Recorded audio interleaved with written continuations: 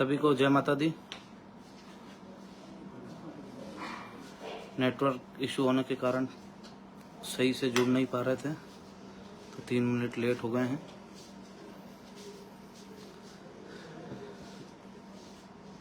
सभी भाइयों को एक बार और जय माता दी, जय सिया राम।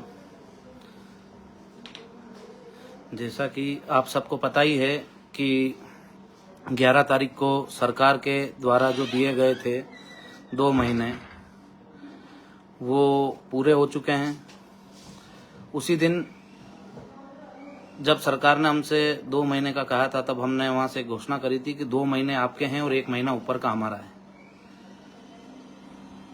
तो जो हमारा 1 महीना था वो ऊपर का चालू हो चुका है। अब अगली जो 11 तारीख है उसको वो भी समय समाप्त हो जाएगा। 18 सूत्री हमारी जो मांगे थी 22 में से, उनमें से 18 पर सरकार ने सहमति बनाई थी। सहमति बनाने के साथ साथ सरकार ने हमसे एक वादा किया था कि हम आपकी 2 महीने में सारी मांगे डिस्कशन करके कमेटी बनाकर उनको पूरा कर देंगे। पर सरकार की तरफ से जो पहल हुई वो पूरी तरीके से सकारात्मक नहीं थी। 2 महीने में मात्र कमेटी बन सकी।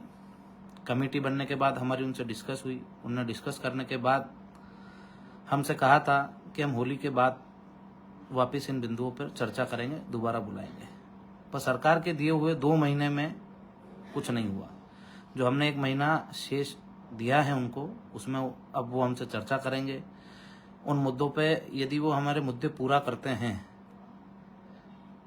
तो ठीक है, नहीं करते हैं तो सरकार को हम हमारी तरफ से जो हमने कहा था कि हम व्यवस्था परिवर्तन की लड़ाई लड़ रहे हैं, सत्ता परिवर्तन की नहीं लड़ रहे हैं।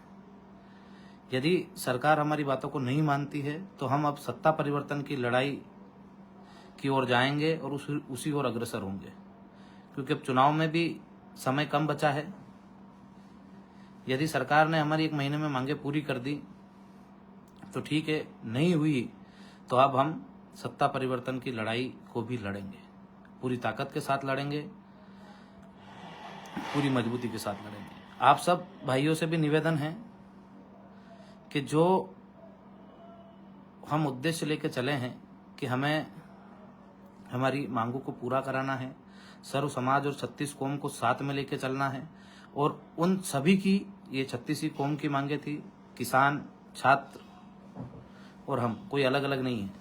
राजपूत समाज में भी सारे लोग किसान हैं, सारे लोग जो पढ़ाई करते हैं वो सारे छात्र भी हैं। तो हर समाज, हर वर्ग की जो लड़ाई है, हम सब मिलकर मजबूती के साथ लड़ रहे हैं। हम सब ने मिलकर एक विशाल आंदोलन भी किया। सरकार को जो लोग गुमराह कर रहे थे कि लोग इकट्ठे नहीं होंगे, उनको भी हमने मुंह तोड़ जवाब दिया और सरकार तक भी हमारी बात पहुंचाई कि सारे लोग प्रताड़ित हैं, सारे लोग आपकी व्यवस्थाओं से प्रताड़ित हैं, आपकी योजनाओं से प्रताड़ित हैं, इस वजह से सब लोग वहां इकट्ठे हुए हैं। यदि सही योजनाएं सरकार आम आदमी तक पहुंचाएगी,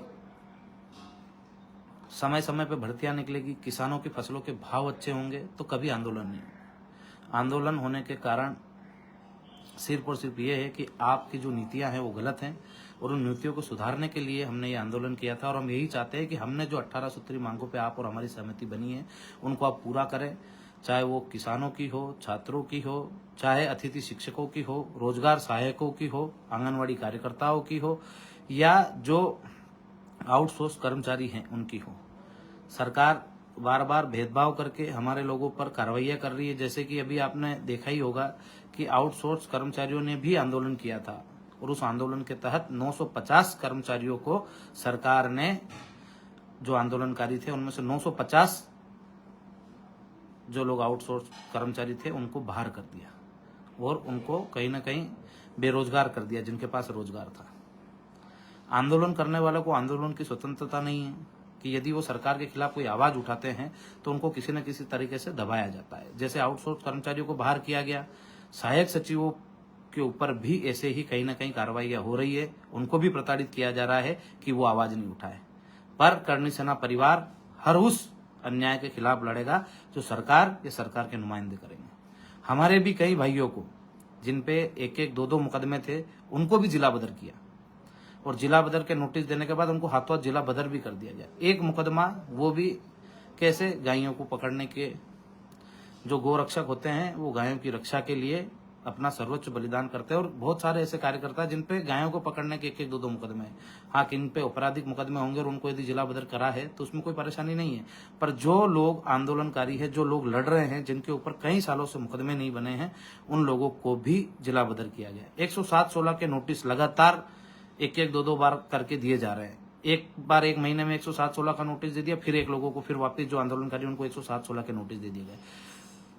जब आपको सारी चीजें पता है, पर मैं आपको इसलिए बता रहा हूं ताकि ये चीज हर उस व्यक्ति तक जाए जो कहीं ना कहीं पार्टीवादी विचारधारा के साथ जुड़ा हुआ है, कहीं ना कहीं ये सोचता है कि हमारी पार्टी, हाँ हम सबकी पार्टी थी है, पर यदि हमारे ही लोग अन्याय करेंगे तो अन्याय के खिलाफ हमें लड़ना पड़ेगा। महाभारत भी दो परिवारों का युद्ध था, पर वो था धर्म और अधर्म का। दोनों साइड लड़ने वाले परिवार के ही लोग थे, पर कुछ लोग अधर्म के साथ भी थे तो कुछ लोग धर्म के साथ भी थे। तो हमें धर्म की लड़ाई लड़नी है, भले अपने परिवार से भी लड़ना पड़े तो हम लड़ेंगे, पर धर्म के साथ रहेंगे। उकेन भाई के बारे में भी कल जानकारी आई थी हमारे पास कि उनके साथ कोई घटना हुई है अंदर, पर जब हमने पूरी उसकी तहकीकात करी तो घटना झूठी थी। कुछ लोगों ने हमें भड़काने के लिए या हम कोई उग्र रूप में कोई आंदोलन कर दे या कोई ऐसी घटना कर दे, इसके लिए कुछ लोगों ने फेक कॉल के जरिए हमें सूचना पहुंचाई थी कि मैं जेलर बोल रहा हूं, वहाँ उकेन भाई को लग चुकी है। जब हमने वहाँ की तहकीकात करी, अंदर तक हमारे व्यक्तियों को भेजा और हमने तलाश करी, तब हमें पता चला कि वो सुरक्षित हैं, उनको कुछ नहीं हुआ है, पर उनके साथ भी अन्याय हो रहा है। किसी व्यक्ति ने एक बार गाली दी, उसको 18-19 केसों में फंसा दिया गया है।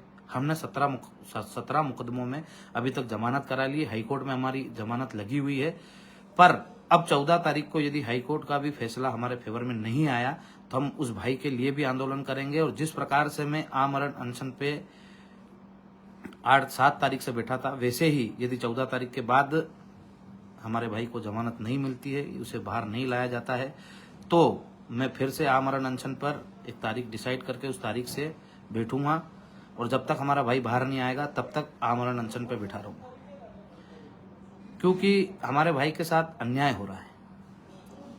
उसने गाली दी, गलती करी। जब सरकार के मंत्रियों ने बोला कि करणी सेना परिवार के जो आंदोलनकारी थे, उनके जो मुखिया थे, उनको आके माफी मांगना चाहिए, मैं सहर्ष उनकी बात को स्वीकारा और सामूहिक रूप से आके माफी मांगी। फिर उसके बाद हाथों हाथ मुख्यमंत्री जी का ट्वीट आया कि हम जिनने भी गालियां दी थी उनको बाहर करते हैं। तो उकेन भाई के साथ साथ हमारे बहुत सारे भाई थे, महतपुर के भी थे, भोपाल के भी थे, शाजापुर के भी थे, देवास के भी थे। सारे भाइयों को जेल में डाला गया।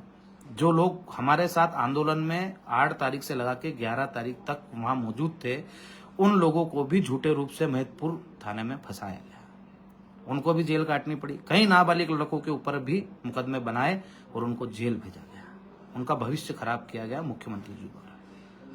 तब भी हमने उनके जो संबंधित मंत्री थे, जो हमसे चर्चा कर रहे थे, हमने उनको भी खबर करी कि आपने हमें आश्वासन दिया था कि आप माफी मांगोगे तो किसी पे कोई मुकदमा नहीं होगा। सबकी हमने जमानतें कराई है और भाई उकेंद्र राणा के लिए भी मैंने माफी मांगी थी कि यदि उन्होंने कोई गाली दी है तो उनकी तरफ से मैं उनका भाई होने के नाते माफी मांगता हूं। मुख्यमंत्री जी ने ट्वीट करके कह दिया कि सारे जो भी लोग थे जिनने कोई अभद्र भाषा उपयोग करी थी, मैं उनको माफ करता हूं।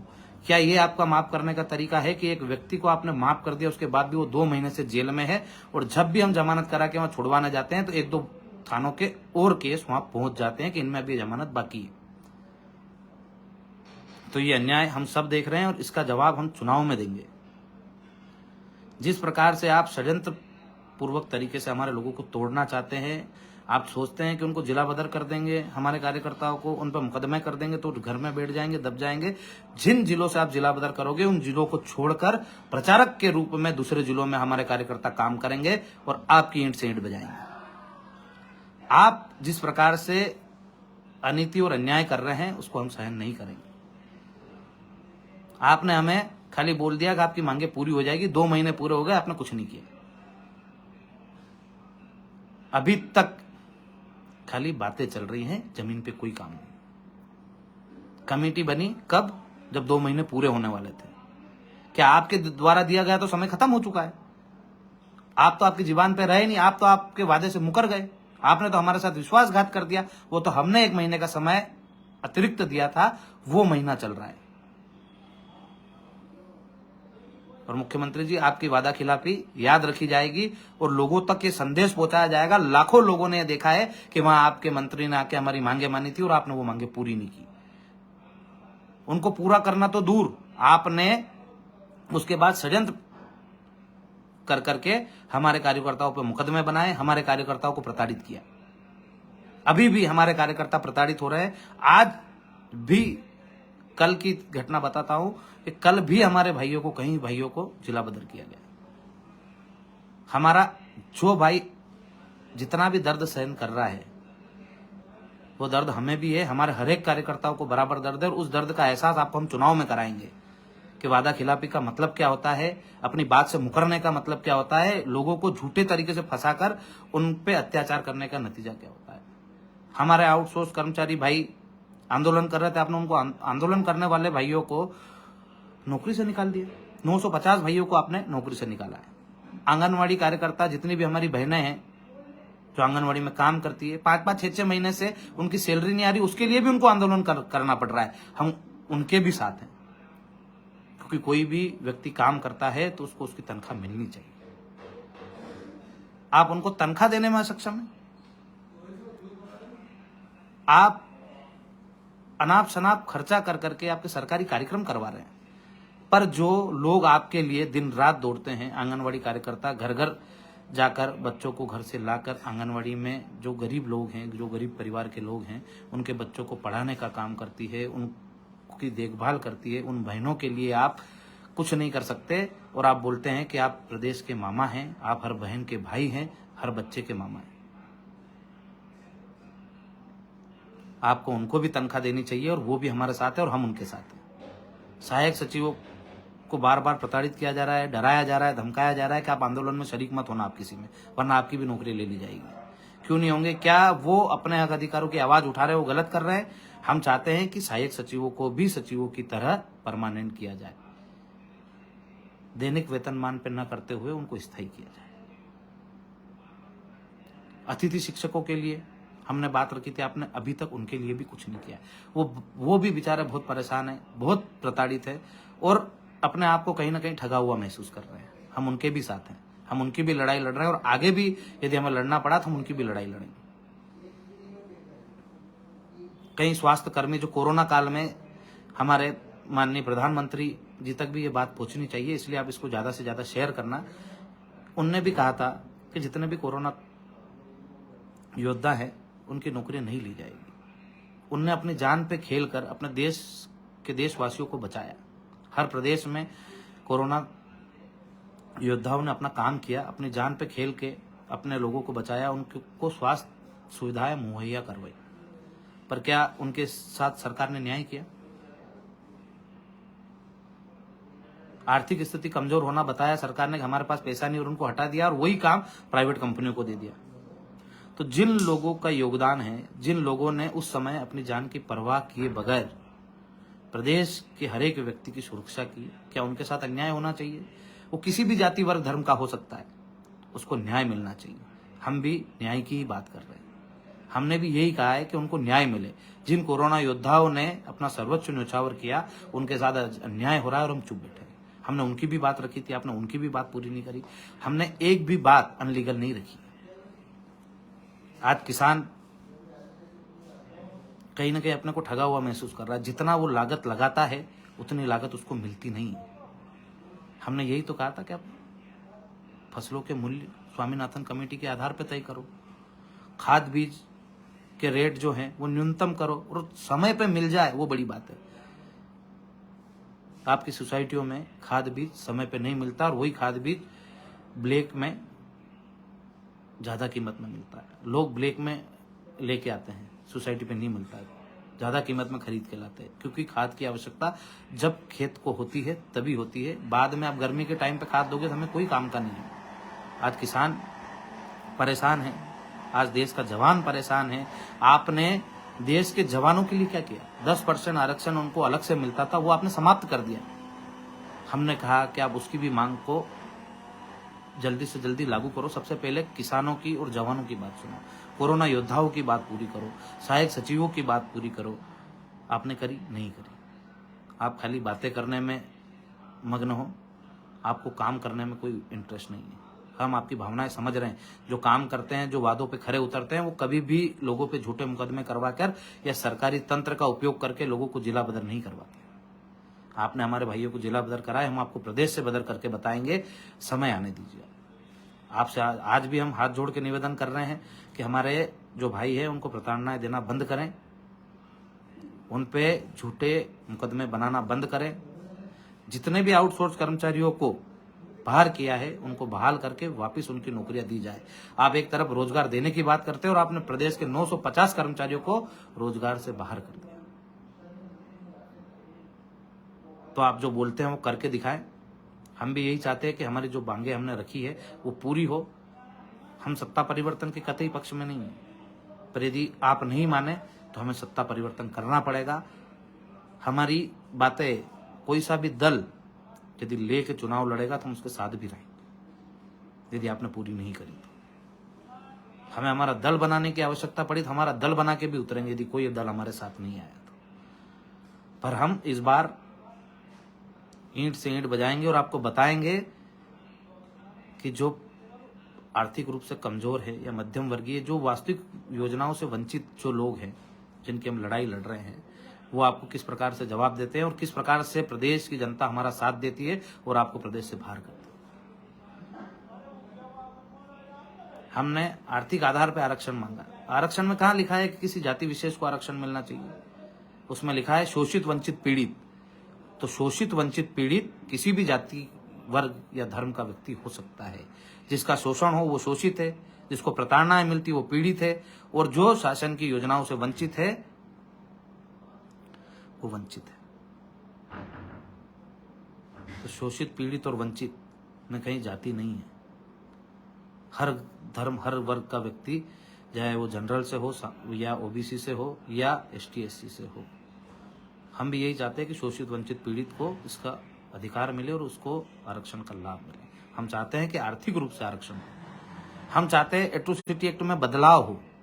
बार बार लोग भ्रमित करते हैं कि हम एट्रोसिटी एक्ट समाप्त करना चाहते हैं। हम हमेशा से यही चाहते हैं कि एट्रोसिटी एक्ट में बदलाव हो, जांच हो, बिना जांच के कोई व्यक्ति जेल नहीं जाए। और एट्रोसिटी एक्ट लगता किस पे? सामान्य और ओबीसी, जो इस देश में 72% है, उन 72% लोगों पर आपने एक कानून थोप दिया, एट्रोसिटी एक्ट, जो जनरल और ओबीसी दोनों पे लगता है। ओबीसी भी उतना ही एसटी एससी एक्ट से प्रताड़ित है जितना जनरल है। तो ये किसी एक जाति के लिए लड़ाई नहीं है, ये हर उस व्यक्ति के लिए लड़ाई है जिसके साथ अन्याय होता है। हम कभी नहीं चाहते कि एसटी एससी के भाई के साथ कभी अन्याय हो, कभी उसको घोड़ी से उतारा जाए, कभी उसको मंदिर जाने से रोका जाए। आज देश के जितने भी धार्मिक स्थल हैं, कहीं जाति देख के एंट्री नहीं है। आप महाकाल बाबा के वहां पधारिए उज्जैन, क्या वहां किसी को धर्म देख के एंट्री दी जाती है, जात देख के एंट्री दी जाती है? जिसकी आस्था, जिसकी श्रद्धा महाकाल बाबा में है, वो हर एक व्यक्ति वहां दर्शन करता है। आप सामराजी पधारिए, क्या वहां कहीं लिखा है कि कौन सा व्यक्ति वर्जित है और कौन सा नहीं है? वहां भी जिसकी आस्था है, जो भगवान में विश्वास रखता है, वो हर एक व्यक्ति जाता है। आज अयोध्या का राम मंदिर बन रहा है, तो जब वो राम लल्ला बाहर थे तो उनके भी दर्शन करने सभी जाते थे। आज तिरुपति जी में, वहां कहीं लिखा है? कहीं नहीं लिखा है। देश के जितने भी बड़े मंदिर है या छोटे मंदिर है, कहीं जाति के हिसाब से रोका नहीं जाता, जाति के हिसाब से कहीं किसी को टोका नहीं जाता कि आप जाओगे, आप नहीं जाओगे, आप दर्शन करोगे, आप नहीं करोगे। तो हम भी ये कतई नहीं चाहते कि किसी भाई के साथ अन्याय हो, किसी को कहीं मंदिर जाने से रोका जाए या किसी को घोड़ी पे बैठने से रोका जाए। हम चाहते हैं कि घोड़ी की जगह हाथी पे जाए। हम चाहते हैं कि हर एक मंदिर में वो भगवान के दर्शन करे, पर जो भगवान का ही विरोध करते हैं उनका विरोध तो हम करेंगे। हम तिरंगे का सम्मान करते हैं तो भगवा का भी सम्मान करते हैं। हमारी आस्था हमारे भगवान में है और वो रहेगी, और जिसकी भी हमारे साथ आस्था है भगवान में, हम उन सबका सम्मान करते हैं।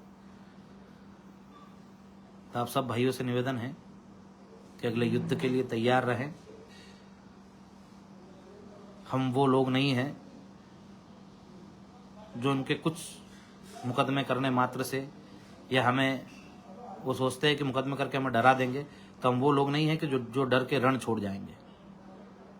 इस रण को हम छोड़ने वाले नहीं हैं। जब तक जीतेंगे नहीं तब तक यहाँ से जाएंगे। या तो जीतेंगे, या तो विजय होगी, या वीरगति होगी। तो आप सब लोगों से निवेदन है कि अब जल्द से जल्द हम ओकेन भाई के लिए भी एक आंदोलन करेंगे, उनके लिए भी हम भूख हड़ताल पर बैठेंगे यदि कानूनी रूप से हमें बाहर नहीं किया गया।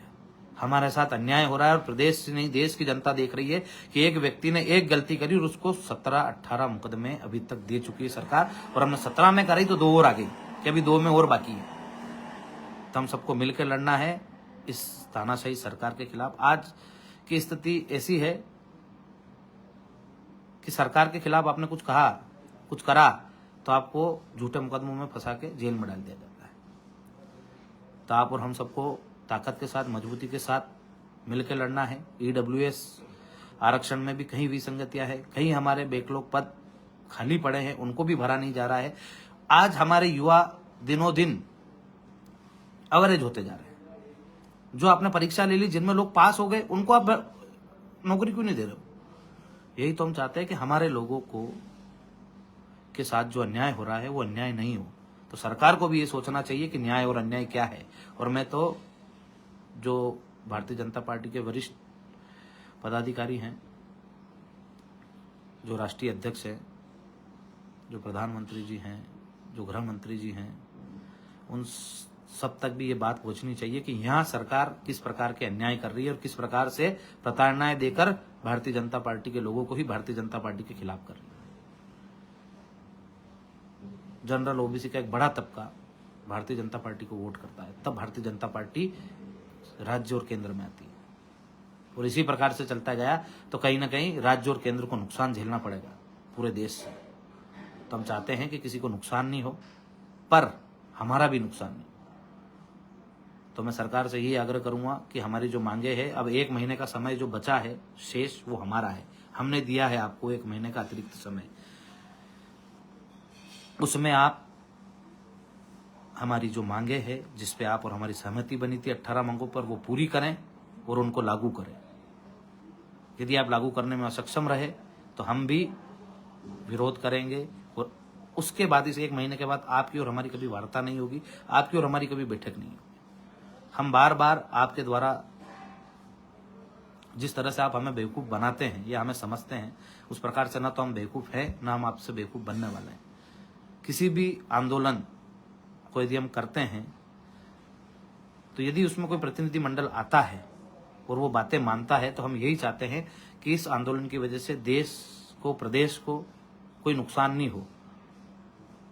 तो आपने हमारी बातों को आके स्वीकारा, आपने माना, आपने हमको लिखित में दिया, तब हमने आंदोलन समाप्त किया है। और आप सोचते हैं कि इनको हमने बेवकूफ़ बना दिया है, अब ये कुछ नहीं कर पाएंगे, तो आपको अब हम विधानसभा चुनाव में बताएंगे कि हम क्या कर सकते हैं और हम क्या करेंगे। तो आपसे निवेदन है कि आप हमारी बातों को, जो हमारी 18 सूत्री मांगे हैं, जो स्वास्थ्य कर्मियों की हो, कोरोना योद्धाओं की हो, अतिथि शिक्षकों की हो, चाहे EWS में जितने भी हमारे भाइयों ने जिनकी नौकरियां बाकी हैं, 51,000 पद जो अभी तक हमारे बैकलॉग पड़े हैं वो अभी तक भरे नहीं हैं, जो भी आगे भर्ती आने वाली है उनमें जो आप हमारे साथ अन्याय कर रहे हैं, जो 10% आरक्षण के अनुरूप जो पद आने चाहिए वो नहीं दे रहे हैं, उन सब चीज़ों को आप तुरंत दुरुस्त करें और हमारी जो भी मांगे हैं उनको पूरा करें। यदि आप नहीं कर पाते हैं तो आप विरोध झेलने के लिए भी तैयार रहना। और मैं सरकार को चेतावनी दे रहा हूँ, ओकेन भाई जो हमारा भाई है उसकी तरफ से हमने माफ़ी मांगी थी, आपने उनको क्षमा किया था, जो मुख्यमंत्री जी हैं। यदि आपका क्षमा करना ये है तो कहीं ना कहीं लोगों को लगेगा कि उनने जो गाली दी थी वो सही थी। यदि किसी व्यक्ति ने गलती करी और सामने वाले के भाई ने माफ़ी मांग ली, क्योंकि उनके पास तो मोबाइल है नहीं, वो तो लाइव चलाते नहीं, ना तो वो फेसबुक चलाते, ना आपकी उनसे मुलाकात हुई, वरना हम उनसे माफी मंगवा देते। उस दिन आपने कहा था, आपके मंत्रियों ने कहा था कि जीवन सिंह को माफी मांगना चाहिए, तो जीवन सिंह ने माफी मांग ली थी। और आप ने हमारे माफी मांगने के बाद भी यदि उसे सजा पे सजा देते जा रहे हैं, तो आप कौन सा धर्म निभा रहे हैं? कहां आपने माफ करा? आप तो उसको सजा दे रहे हैं। आप मुंह पे लोगों के कुछ और है और आपके दिल में कुछ और है, ये आप खुद साबित कर रहे हैं। तो हमारा भाई जल्द हमारे बीच में आना चाहिए। नहीं आया तो उसके लिए भी आंदोलन होगा, आमरण अनशन पर। यदि 14 तारीख को जमानत नहीं हुई तो 15 तारीख देखकर जो भी तारीख हम डिसाइड करेंगे, 15 हो 16 हो, उस दिन से मैं आमरण अनशन पर समय जगह डिसाइड करके बैठूंगा। और जब तक मेरा भाई बाहर नहीं आएगा तब तक उसके लिए आंदोलन करता रहूंगा। और जब तक हमारी मांगे पूरी नहीं करोगे आप, तब तक आप ये सोचना भी मत कि आप हमें बेवकूफ बना के या कोई लालच देके आप इस आंदोलन को या हमारी बात को दबा दोगे। हम बिकने वाले नहीं हैं। हमें हमारी बातें पूरी करवानी है, हमें हमारी मांगे पूरी करवानी है। हमारी मांगे पूरी होगी तो ही हम आपके साथ आएंगे, वरना नहीं आएंगे। तो आप सब भाइयों से निवेदन है, कोई भी फोन लगाकर बार बार कार्यकर्ताओं को परेशान नहीं करे। क्या हो रहा है क्या नहीं हो रहा है, आप सबके सामने है जो भी हो रहा है। हम सब मिलकर योजना बनाएंगे, हम सब मिलकर वापस से तैयारी करेंगे और सरकार की ईंट से ईंट बजाएंगे। आप लोग फोन लगाते हैं, रात भर फोन आते हैं, दिन में भी फोन आते हैं, हम फोन उठाने के अलावा कुछ काम ही नहीं कर पाते। जरूरी हो, आवश्यक हो तभी फोन लगाएं। मुझे पता है आप सब भाइयों का बहुत प्रेम है, तभी आप फोन लगाते हैं, पर फोन आने की वजह से हम पूरे दिन डिस्टर्ब हो जाते हैं। सुबह 7 बजे से लगाकर रात वापस दूसरे दिन की सुबह 7 बजे तक लगातार फोन आते, घंटे 15 मिनट के रात का अंतराल होता है तब भी फोन आते। पर कोई काम हो तब फोन लगाएं, कोई चीज बताना हो तब फोन लगाएं, कोई परेशानी हो तब फोन लगाएं, ताकि हम और आप एक दूसरे से बात कर सकें, एक दूसरे का सहयोग कर सकें और जो हम आंदोलन की तैयारी कर रहे हैं वो कर सकें। बहुत सारे भाइयों की शादी की पत्रिका थी, मैं एक ही व्यक्ति हूँ, अकेला हूँ।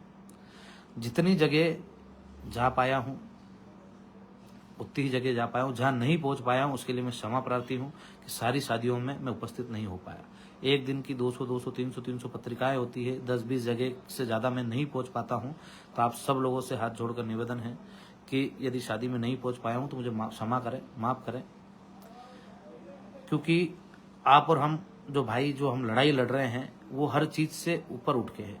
आज आप और हमें ये समझना पड़ेगा कि हमें मानसिक रूप के अलावा कानूनी रूप से भी गुलाम बनाने की साजिशें और कोशिशें चल रही है। हमें उसके खिलाफ लड़ना है। हमें हरेक करने से नहीं, कोई क्रांतिकारी बनकर उस लड़ाई को लड़ना है और उस लड़ाई को उसके अंजाम तक ले जाना है। तो आप सबसे निवेदन है कि इन सारी सांसारिक बातों से परे होकर हमें आंदोलन की तैयारी करनी है। कौन किसके यहाँ शादी में पहुंच पा रहा है, कौन नहीं पहुंच पा रहा है, उसको नहीं रखना है। हमें सिर्फ एक लक्ष्य रखना है कि आप और हम जो लड़ाई लड़ रहे हैं वो अन्याय के खिलाफ है और उसके लिए हमें हमेशा पहुंचना है। हम किसी शादी में पहुंच पाए नहीं पहुंच पाए, कहीं बैठने पहुंच पाए नहीं पहुंच पाए, मगर कहीं किसी के साथ अन्याय होता है तो हमें वहां पहुंचना है, दौड़ते हुए पहुंचना है और जल्दी से जल्दी पहुंचना है। तभी हम हमारे उद्देश्यों में सफल हो पाएंगे। तभी हम जो हमें हमारी जो 18 सूत्री मांगे हैं उनके लिए लड़ रहे हैं, या जो हम सर्व समाज की बात करते हैं सर्व समाज के लिए लड़ रहे हैं, तभी इस उद्देश्य में हम पूरी तरीके से सफल हो पाएंगे। तो आप सब लोगों से निवेदन है कि अब जो भी आंदोलन की रूपरेखा बनती है, हमें कैसे करना है, क्या करना है, किस प्रकार से लड़ना है, चुनाव में किस प्रकार से किसका सहयोग करना है, किसका नहीं करना है, उसकी जानकारी भी बैठक करके या फिर लाइव के माध्यम से दी जाएगी। आप और हम सबको आज से ही तैयारी में भिड़ना है, क्योंकि अब सरकार के पास अगली 11 तारीख ही है। अगली 11 तारीख जो आने वाली है उस पर उनका समय समाप्त हो जाएगा। उसके बाद समाप्त उनका इस 11 तारीख को समय तो उनका इस 11 तारीख को ही समाप्त हो गया था, पर जो आप और हम सब ने 1 महीने का एक्स्ट्रा समय दिया था वो भी समाप्त हो जाएगा। और उसके बीच में यदि सरकार सकारात्मक रूप से उनको पूरा कर देती है, उनको लागू कर देती है, तो हम तहे दिल से उनका धन्यवाद करेंगे और उनके साथ उनकी आवाज में आवाज मिलाएंगे। तो आप सब लोगों से निवेदन है कि जो काम की चीजें हैं वही डालें। फेसबुक पे अनगढ़ किसी भी समाज या किसी जाति के बारे में कुछ नहीं लिखे। आप और हमारी जो लड़ाई है वो बहुत लंबी चलने वाली है और हम उसको जीतेंगे। ये इसका विश्वास मुझे भी और आपको भी रखना पड़ेगा कि हम इस लड़ाई को जीतेंगे। और जीतने के लिए बहुत कुछ छोड़ना पड़ता है। बहुत कुछ त्याग करना पड़ता है और आप और हम सबको मिलकर त्याग करना पड़ेगा। हमारी इच्छाओं का त्याग करना पड़ेगा। हमें ये त्याग करना पड़ेगा कि हमारा भाई किसी शादी या किसी मौत गाते कार्यक्रम में आज आ पाए कि नहीं आ पाए, पर जहां भी कोई भाई मुसीबत में हो उसके पास पहुंच पाए। हालचाल आपके भाई के अच्छे हैं, अच्छे ही रहेंगे। हालचाल पूछने से अच्छा है हम लोगों की मदद करें, उनको जोड़ने का काम करें। आप और हम सब मिलकर जोड़ेंगे तो जैसे हमने एक विशाल कड़ी बनाई है वो और भी विशाल हो जाएगी। और पूरे देश में हमारे करनी सैनिक हैं, काम करते हैं, तो पूरे देश में हम सब एक चेन बना के काम करेंगे।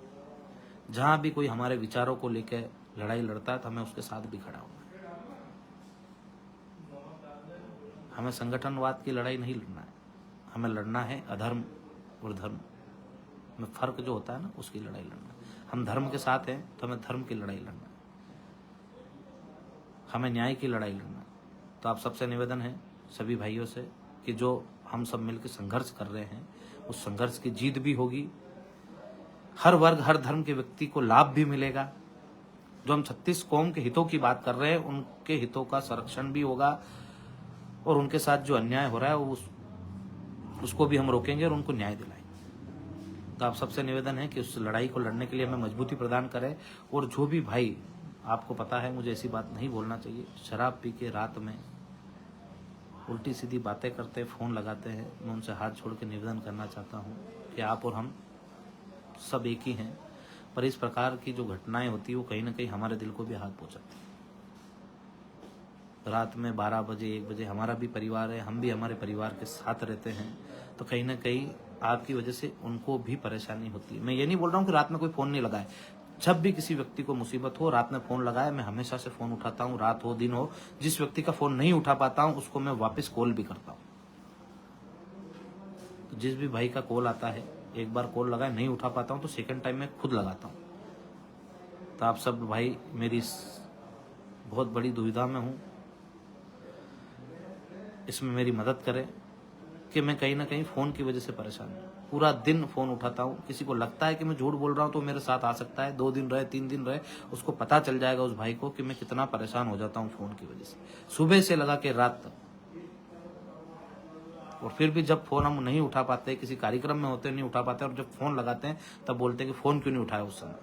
मैं भी आपका भाई हूँ, आपका साथी हूँ, आपके ही जैसे परिवार से हूँ, मैं कोई करोड़पति नहीं हूँ।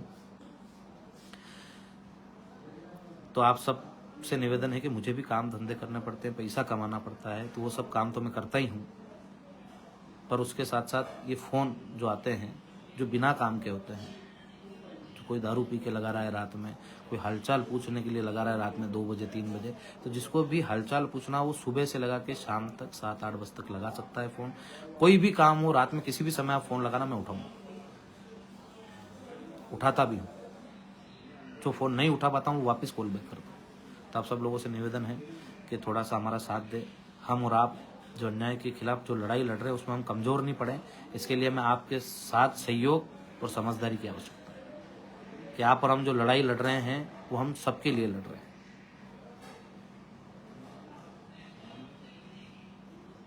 तो जितने भी हम मुद्दों को लेकर लड़े थे उनके लिए आज भी अडिग हैं, और माँ करनी और माँ भवानी के आशीर्वाद से हम उस लड़ाई को जीतेंगे भी, हमारी मांगे पूरी भी करवाएंगे, और जो मांगे पूरी नहीं होगी उसके लिए भी लड़ाई लड़ी जाएगी।